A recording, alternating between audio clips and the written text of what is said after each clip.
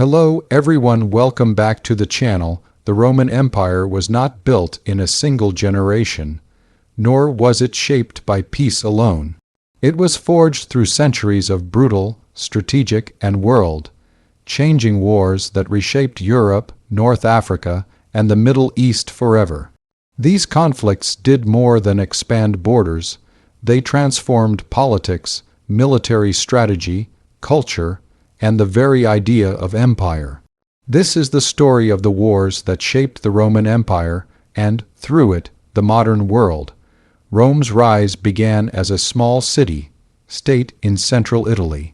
Surrounded by rival tribes and powerful neighbors, early Rome learned quickly that survival depended on military strength. One of the first major turning points came during the Samnite Wars in the 4th and 3rd centuries BCE. Fighting against fierce mountain tribes in southern Italy, Rome adapted its rigid Greek-style formations into the flexible manipular legion system, a military innovation that would later dominate the ancient world. These wars secured Roman control over Italy and laid the foundation for expansion. Rome's destiny truly changed during the Punic Wars against Carthage, a wealthy maritime empire based in North Africa. The Second Punic War became legendary due to one man, Hannibal Barca.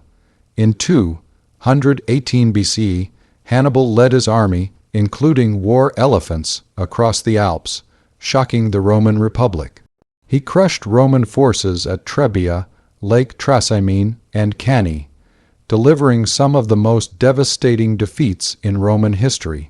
Yet Rome refused to surrender. Through endurance, strategic patience, and leadership under Scipio Africanus, Rome carried the war to Africa. In 202 BC, Hannibal was defeated at the Battle of Zama, ending Carthage's challenge forever. Rome emerged as the dominant power of the Western Mediterranean. As Rome expanded eastward, it clashed with the Hellenistic kingdoms left behind after Alexander the Great. The Macedonian Wars and battles against Seleucid rulers brought Greece and much of the eastern Mediterranean under Roman control. Though Rome admired Greek culture, these wars ended Greek political independence. Roman victory at the Battle of Pydna in 168 BC proved the superiority of Roman legions over traditional phalanx formations and confirmed Rome as the greatest military power of the ancient world. Not all wars were fought abroad. Some of the most important and destructive conflicts were internal. The Roman civil wars tore the Republic apart. Ambitious generals like Julius Caesar, Pompey, and later Octavian used loyal armies to gain power. Caesar's crossing of the Rubicon River in 49 BC sparked a civil war that ended the Roman Republic. His assassination did not restore peace. Instead, it led to further bloodshed. The final civil war ended in 31 BC at the Battle of Actium, where Octavian defeated Mark Antony and Cleopatra. Octavian became Augustus, the first Roman emperor, transforming Rome from a republic into an empire. Even at its height, Rome was constantly at war to defend its borders. In the north, Roman legions fought endless campaigns against Germanic tribes.